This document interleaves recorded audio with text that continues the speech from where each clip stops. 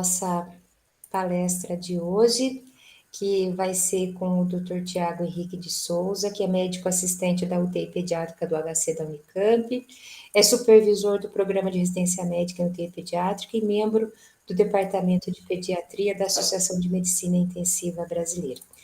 A palestra que o Dr. Tiago vai fazer é o COVID-19, por quanto tempo postergar a cirurgia eletiva? E é um estudo prospectivo internacional.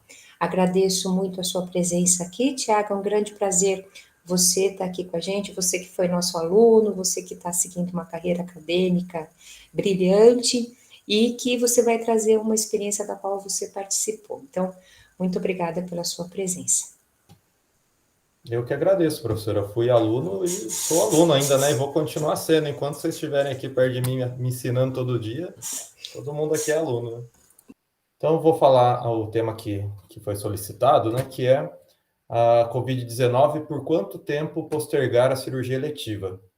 Acho que é um tema realmente interessante, né? Acho que talvez, se tudo der certo, esperamos que a pandemia esteja realmente nos seus finalmente, mas acho que o assunto é válido para qualquer doença viral, né? Assim, para qualquer outra situação. E se porventura, né, por algum azar, a gente enfrentar novamente alguma outra situação parecida, a gente poder estar um pouquinho mais preparado. Então, assim, eu vou começar conversando, acho que sobre um tema um pouco mais comum para a gente, que dá para fazer um paralelo, né, sobre essa situação, que é a criança com infecção de via aérea superior, né? Os resfriados são as situações de infecção mais comuns da criança, que são enfrentadas todo ano, anualmente, né, em épocas um pouco diversas, mas ao longo do ano inteiro a gente tem criança com infecção de via aérea superior que precisam ser submetidos a algum procedimento cirúrgico. Então, tradicionalmente, a gente já posterga a cirurgia dessas crianças. Quando chega uma criança com uma infecção de via aérea superior, a gente opta por não fazer o procedimento naquele momento. E a gente posterga até que ela fique assintomática. Acabaram os sintomas, a criança está bem, então ela é elencada para a cirurgia. A razão pelo qual a gente não faz o procedimento cirúrgico em pacientes com infecção de via aérea é porque esses pacientes têm uma incidência maior de complicação respiratória durante o período perioperatório, seja no intraoperatório ou logo depois. Isso é bem sabido. Especialmente crianças têm uma característica de sistema respiratório que difere significativamente do adulto, né? Elas têm uma via aérea de calibre menor, isso faz com que seja um pouco mais cuidadosa, tenha que ser um pouco mais cuidadosa a ventilação desses pacientes no centro cirúrgico. E são pacientes com risco aumentado de fazer broncoespasmo, o que dificulta bastante a ventilação intraoperatória e, com frequência, acaba precisando depois de um suporte em terapia intensiva para fazer a recuperação pós-anestésica de uma maneira um pouquinho mais prolongada do que era esperado. Porém, as complicações que a gente sabe que ocorrem são consideradas leves, sem uma associação com morbidade, e sem, muitas vezes, nem é discutido ou levantado a possibilidade de mortalidade nessas situações, né? Então, o que a gente vai discutir aqui é: será que realmente são complicações leves? Será que não tem realmente nenhuma correlação com morbidade, né? Porque isso aqui é um pouco de senso comum, e muitas vezes a gente não vai atrás da literatura, né? Ou não tem, às vezes, o interesse, até por não ser um problema com uma demanda muito grande no dia a dia. Então, como é que a gente sabe da situação, né? O que a gente sabe a respeito dos adultos, que é onde realmente a gente tem um número muito maior de evidências, né? Como eu disse, tem particularidades, né, diferentes aí, principalmente com relação ao sistema respiratório, mas não dá para não levar em consideração a quantidade de estudos que tem nos pacientes adultos, até que de maneira como, às vezes, uma inspiração para que sejam feitos alguns estudos paralelos com crianças. Em adulto, a gente sabe que as complicações pulmonares são um dos principais riscos relacionados à cirurgia. De maneira geral, você vai ser submetido a um procedimento cirúrgico, seu risco maior sempre vai ser de uma complicação pulmonar. Então, aqui vocês veem, por exemplo, uma radiografia de um paciente que desenvolveu o que a gente chama de SARA, né? A síndrome, antigamente a sigla era Síndrome da Angústia Respiratória do Adulto, né? Depois o adulto virou agudo, e hoje em dia a gente chama de Síndrome do Desconforto Respiratório, hoje já com desde 2015, na verdade, com guidelines, critérios bem estabelecidos para crianças. A gente sabe também que essas complicações respiratórias em adultos estão relacionadas com mortalidade, morbidade e mortalidade, consequentemente também tempo de internação. Então, não é só um problema ocorrerem as complicações respiratórias, e que nesses pacientes o risco de óbito é maior. Isso está bem definido, eu trouxe aqui só um trabalho já de 10 anos atrás, de pacientes adultos, um prospectivo grande, multicêntrico, de 59 hospitais na Espanha, com quase 2.500 pacientes. Eles avaliaram nesse estudo alguns desfechos de complicações dos pacientes submetidos às diversas cirurgias, como infecção respiratória, falência respiratória, broncoespasmo, telectasia, derrame pleural, pneumotórax ou aspiração. E o que eles viram? Que desses pacientes, 123 tiveram 252 eventos, né, desses que eu citei agora. E a mortalidade em 30 dias foi maior justamente nos pacientes que fizeram alguma dessas complicações pulmonares. 19,5 contra meio. E aí o que eles observaram também é que as infecções respiratórias no último mês foram preditores, né, tiveram associados, na verdade, com a desfecho de mortalidade na regressão logística, tá? Então, o adulto sabe bem que paciente com infecção respiratória, pelo menos aí no último mês, eles levam em consideração mais 4 semanas, 6 semanas, depende um pouco do serviço, porque esses pacientes têm um risco maior de complicação pulmonar e que está relacionada com óbito. O que nós temos em pediatria, né? Ainda não falando sobre Covid, mas falando sobre infecção de via aérea superior. O autor que mais estuda esse tema é o norte-americano Alan Tite. Ele publicou o primeiro trabalho em 87. Ele avaliou um grupo grande de pacientes, foram 3.500 quase pacientes, mas era um estudo retrospectivo. E ele dividiu esses pacientes em 3 grupos, de acordo com a presença de infecção de via aérea superior, com o diagnóstico recente, em até 2 semanas, ou os assintomáticos, que eram a grande maioria. E o que ele observou? Ele observou que houve uma incidência maior de pausa respiratória e de broncoespasmo. Então, 2 intercorrências respiratórias no intraoperatório no grupo de pacientes que tinham infecção de via aérea superior ou que tiveram recentemente. Isso motivou o Dr. Alan Tite a publicar no mesmo ano, né, e realizar no mesmo ano um estudo prospectivo, agora um randomizado, que envolveu 243 crianças submetidas a um procedimento cirúrgico pelo otorrino, né, uma meningotomia com colocação de tubo. Ele foi um randomizado porque ele avaliou as outras crianças como controle, que não foram submetidas à cirurgia, mas no grupo cirurgia ele também dividiu em 3 grupos os pacientes de acordo com a infecção de via aérea superior, ou recente, que ele considera aí 2 semanas, e as sem sintomas nenhum. Nesse prospectivo ele não achou diferença nenhuma nas complicações respiratórias, né? Então, porém, um N pequeno, acho que não contente, o Dr. Alan Tite resolveu aumentar o N dele, né? Ele fez aí um prospectivo aí, agora publicado em 2001, com mais de 1.000 crianças admitidas para cirurgia eletiva lá na Universidade de Michigan, onde ele trabalha, avaliando também os desfechos de complicações respiratórias no perioperatório e ainda na primeira semana. Agora sim, ele conseguiu, acho que o que ele queria observar, ele achou, né? Houve uma relação entre os pacientes com infecção de via aérea superior ou com infecção recente, com relação a complicações respiratórias, pausa respiratória, tosse, dessaturação, né? Porém, foram eventos que todos tiveram uma resolução, não teve uma complicação grave para a criança, não teve relacionado com mortalidade. Então, elas concluiu no trabalho dele que as crianças com IVAs ou IVAs recente têm sim um risco maior de complicações respiratórias. O outro trabalho paralelo, para não citar só o trabalho do Dr. Alan, que eu encontrei, foi publicado no mesmo ano, um prospectivo na Austrália, também com N grande, né, 2.000 crianças. E aí o que eu trago, né, aqui para a discussão, que eu achei interessante desse trabalho, é que ele faz a pesquisa objetiva de sintomas dessas crianças. Então, assim, ó, tá com tosse, tá com o nariz correndo, teve febre, mas também faz uma pergunta bem aberta para os pais, né? Pergunta se seu filho está com resfriado?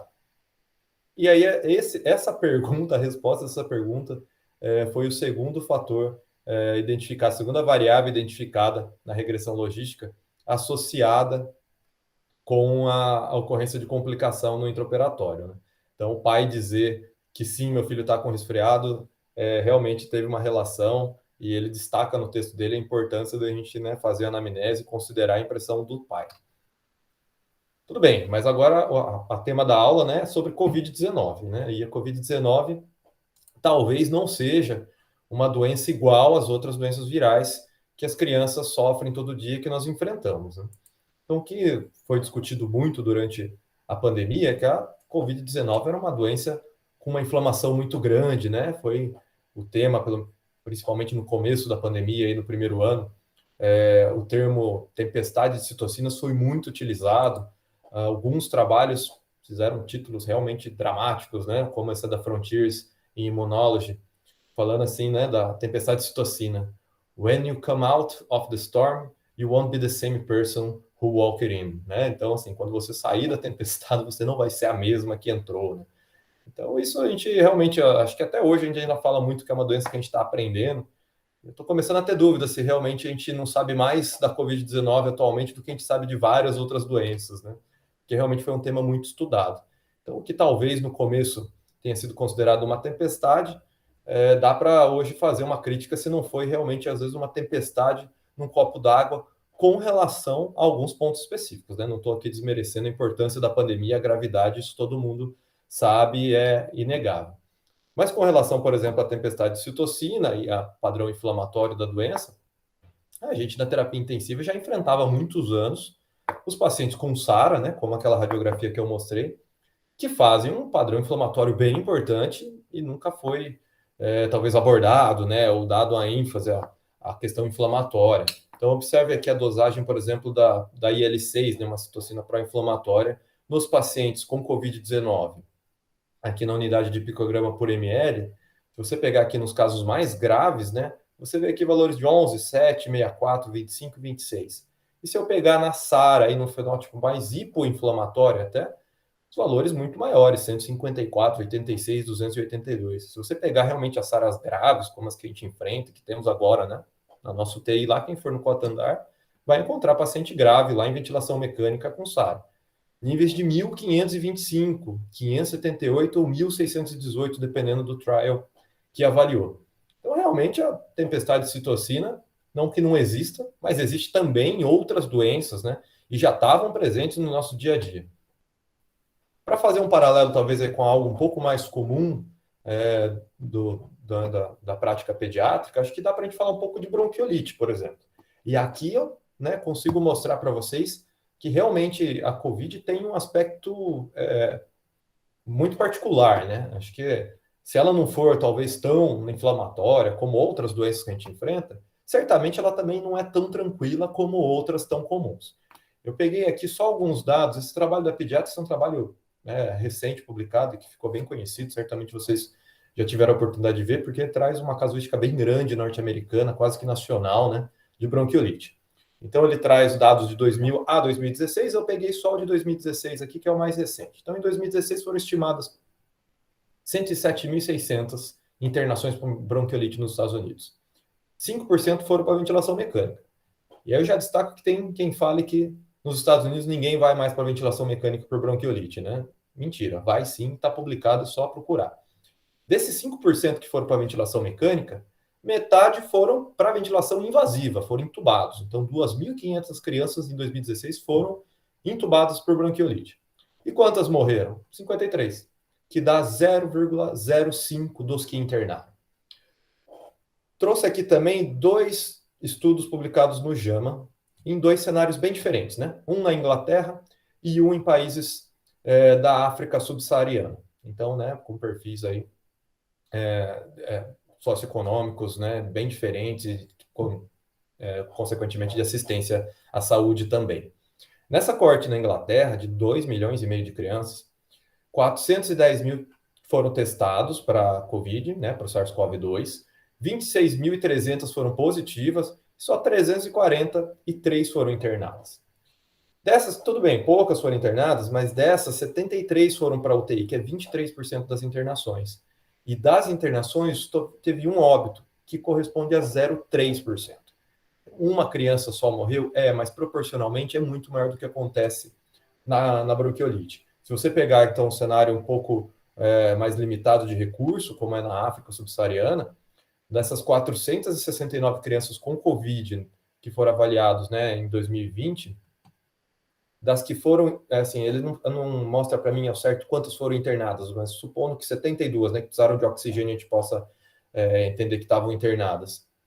Houve 39 óbitos. E olha que interessante, você tem mais óbito do que crianças que foram submetidas à ventilação, né, o que talvez traduza aí realmente numa limitação da assistência. Então, aqui, nesse cenário, 8,3% de óbito. A gente teve estudos no Brasil publicados no ano passado que mostravam dados semelhantes a esse daqui. Então, realmente, é uma doença que tem uma morbidade, uma mortalidade significativamente maior do que a bronquiolite, embora, né, a bronquiolite seja algo que preocupa, porque a incidência é alta em UTI, lota as UTIs do Brasil inteiro todos os anos. Então, a UTI parece, a Covid parece ter se comportar de uma maneira um pouco mais agressiva na criança, isso leva certamente a um distúrbio da homeostase, que é o que acontece com todo paciente grave que vai parar, que interna ou que vai parar na UTI.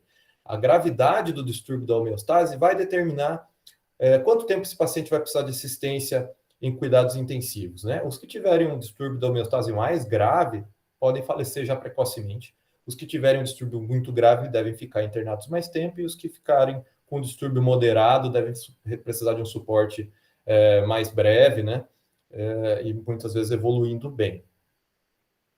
Quando o paciente interna com estresse da homeostase, um estresse metabólico, a resposta que esse paciente apresenta, ela é muito grave. Eu já discuti isso aqui numa outra oportunidade, só trouxe novamente alguns slides para relembrar o que acontece com a criança grávida do ponto de vista nutricional, porque é marcante a gente ver isso no dia a dia. O paciente grave, né, então submetido ao estresse, seja ele cirúrgico, né, ou pela infecção, faz um catabolismo muscular intenso para a produção justamente das proteínas inflamatórias e para realizar o reparo tecidual. Essa é a principal fonte de energia do paciente grave. Por isso que quando o paciente adulto pega Covid, acontece isso. Esse aqui foi o enfermeiro Mike, norte-americano, que ficou famoso na internet, né, pelo grau de sarcopenia que ele apresentou, né, desnutrição importante durante sua recuperação. Isso acontece também nas crianças, às vezes é um pouquinho mais difícil de ver, mas a gente vê crianças, essa aqui, por exemplo, submetida a um procedimento cirúrgico cardíaco, também desnutrem, né? Também sofrem um distúrbio da homeostase, uma resposta inflamatória, um estresse metabólico muito grave. Outras doenças, ainda de uma maneira mais importante, né? Crianças grandes queimadas ficam até um ano com estresse metabólico, precisando de um aporte maior para suprir a sua demanda, né? A gente viu na UTI, fazendo ultrassom de quadríceps femoral, que tem um consumo muito grande da massa muscular. Nossos pacientes perdem 13% da espessura na primeira semana. Então, realmente, o paciente grave com estresse metabólico tem motivos para evoluir grave, tem motivos para se preocupar e para a gente tentar identificar e tentar ver como evitar que isso aconteça. Agora sim, né? E na Covid-19? Porque eu não falei ainda muito sobre Covid-19. Será que nós devemos postergar a cirurgia eletiva? Acho que a primeira pergunta é fácil. Sim, certamente esse paciente deve ter atrasado o seu procedimento cirúrgico eletivo. A pergunta mais difícil talvez seja determinar por quanto tempo. Quanto tempo eu devo esperar? Até que os sintomas simplesmente cessem? 2 semanas, 3 semanas, um mês e meio? Com quanto tempo o meu paciente vai estar com risco diminuído de ter alguma complicação intraoperatória que acarrete um distúrbio da homeostase que leve ele a precisar de internação na UTI e fazer uma recuperação mais prolongada? Talvez pelo nosso estudo publicado ano passado, retrasado, na verdade, sobre a Covid-19 na criança, que saiu na Pulmonology, né, uma primeira revisão mostrando os aspectos clínicos, a gente foi convidado pelo Dr. Dmitry Nepokodiev, ele é um médico que trabalha na Universidade de Birmingham, para participar de uma colaboração internacional, Covid Surge Week, né? E aí é interessante a gente explicar um pouquinho da onde veio essa colaboração e esse estudo, né? Ele veio, na verdade, de um passo anterior. O Dr. Dmitry foi um dos líderes aí do primeiro estudo prospectivo internacional multicêntrico avaliando os impactos da Covid nos desfechos perioperatórios. Então, ele simplesmente quis saber assim, esses pacientes com Covid ou Covid recente vão mal, vão pior do que outros, apresentam mais complicações, morrem mais. Foi um estudo grande, com mais de 1.000 pacientes, envolvendo 235 hospitais em 24 países, com mais de 1.200 colaboradores.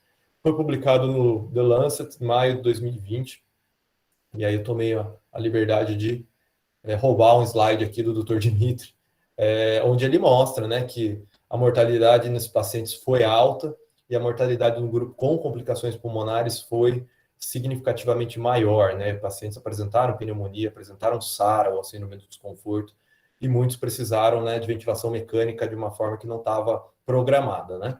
Então, sim, ele demonstrou, esses pacientes têm mais complicações, são pacientes com risco maior. Agora, a ideia do Dr. Dmitry era saber assim, tá, agora que eu sei que realmente essa associação existe, e era esperado, né, até que existisse, quanto tempo depois esses pacientes já não apresentam mais esse risco? Quanto tempo depois eu poderia operar esses pacientes com segurança? Então, o Dr. Dmitry mandou um e-mail convidando, né, a gente a participar do estudo. Foi uma coorte prospectiva multicêntrica internacional. O estudo tinha sido aprovado já pelo CONEP, foi submetido ao CEP da Unicamp.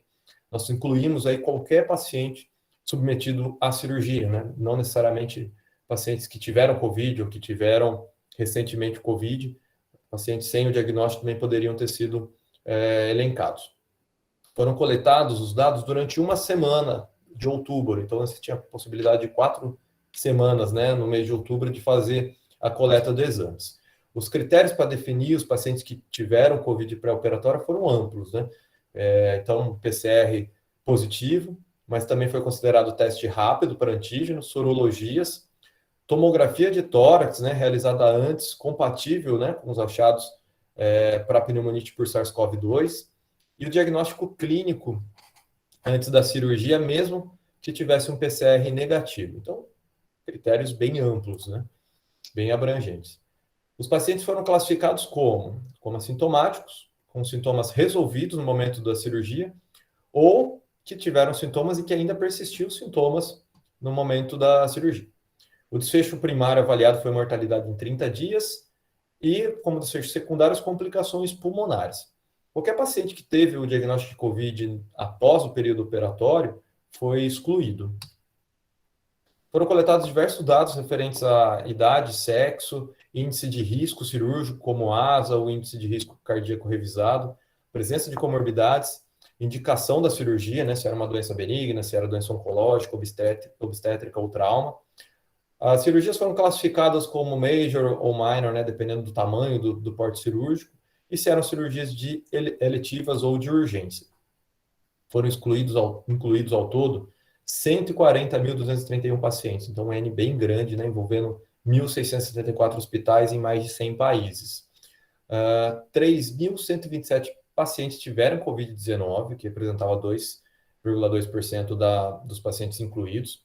A maioria deles teve Covid ou em até 2 semanas ou com mais de 7 semanas, né? E aí 14% de 3 a 4 semanas e 10% de 5 a 6 semanas com diagnóstico realizado antes do procedimento cirúrgico.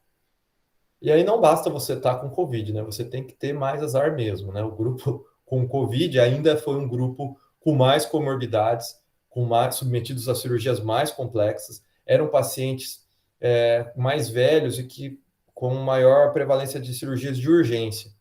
Então, isso aqui são dados importantes, né, que apareceram no grupo de pacientes com COVID, né? Então, quando você comparou o grupo COVID com o grupo que não teve COVID no pré-operatório, todas essas variáveis foram significativamente diferentes.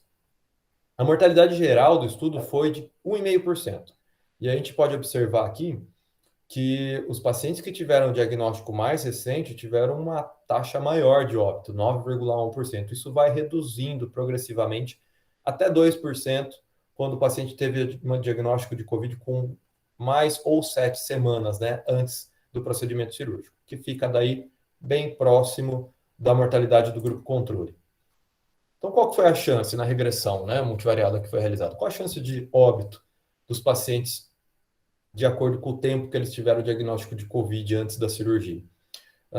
O odds ratio dos pacientes no grupo de 0 a 2 semanas foi de quase 7, 6,88. E isso foi reduzindo progressivamente até não ficar significativo com 7 semanas, né? Com 7 ou mais semanas. Mas isso aqui é uma análise de regressão sem a realização do ajuste para as covariáveis que foram identificadas, né? Como eu disse, a idade, tipo de cirurgia, eletiva, tamanho, presença de comorbidades, porque esses foram fatores que foram, né, mais prevalentes no grupo com COVID. Mas quando você faz o ajuste para essas variáveis, ainda assim, somente após 7 semanas, né, do diagnóstico de COVID, que o risco de óbito fica semelhante ao grupo controle.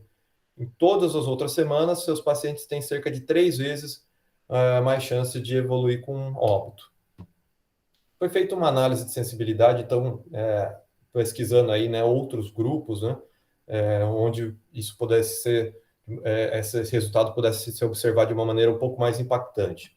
Então, a gente pode ver aqui que, de uma maneira geral, a taxa de óbito, né, no grupo sem Covid foi de 1,5%, e isso fica semelhante somente com 7 semanas. Nas cirurgias eletivas, isso foi parecido, e nos casos, né, só casos confirmados com PCR, se comportou da mesma maneira. Eu comentei que os critérios de inclusão, né, para o caso de Covid foram bem amplos, mas aqui foi feita uma análise só com casos PCR positivo, e também os resultados foram bem semelhantes. Pôde observar os resultados mais graves, né, taxas maiores de óbito nos pacientes maiores de 70 anos e nos pacientes submetidos a cirurgias maiores. Também foi observado que os pacientes ainda com sintomas, aqui, certamente o grupo com maior risco, né, as maiores taxas de mortalidade, 26, 29, 27%, no grupo que ainda tinham persistência de sintomas no momento que foram submetidas à cirurgia. Então, de uma maneira geral, as complicações pulmonares também se comportaram da mesma maneira. Todos os desfechos que eu mostrei anteriormente, se eu não destaquei, era para óbito, aqui é para ocorrência de complicações pulmonares, também resultados bem semelhantes, somente com 7 semanas que essa incidência fica semelhante aos pacientes que não tiveram Covid. O trabalho foi publicado na revista Anesthesia, que é a revista oficial da Sociedade Americana de Anestesiologia. Foi publicado, então, né, como os grupos uma autoria colaborativa, né, então, com os dois grupos colaborativos, e algumas considerações a gente precisa pontuar, principalmente para a nossa área, que nós somos pediatras, né. Esse não é um estudo pediátrico. Ele envolveu crianças, envolveu pacientes menores de 18 anos, mas não foi feita, infelizmente, não foi feita uma estratificação desse grupo específico, né? Seria interessante que eles tivessem feito, né, que o grupo responsável pela análise estatística tivesse determinado, né, ou detalhado mais esse grupo específico de pacientes. Muitas vezes a gente não enxerga, né, ou não vê os mesmos resultados, principalmente com relação à complicação pulmonar e morbidade que ocorre nos adultos em crianças, né? Eu mostrei no começo da aula um paralelo com as infecções de via aérea superior, mas a gente não tem ainda outros estudos falando especificamente da COVID. Esse daqui é um trabalho publicado no Journal of Pediatric Surgery, muito pequeno, uma amostra muito reduzida, onde os autores argumentam que os desfechos são favoráveis, mas foram 66 pacientes, metade deles submetidos à cirurgia para apendicite, e evoluíram com complicações semelhantes a descrito na literatura para pacientes sem Covid ou para outras situações. Então, nós não temos ainda grandes estudos multicêntricos apontando resultados semelhantes ao observado nesse estudo para a criança, né?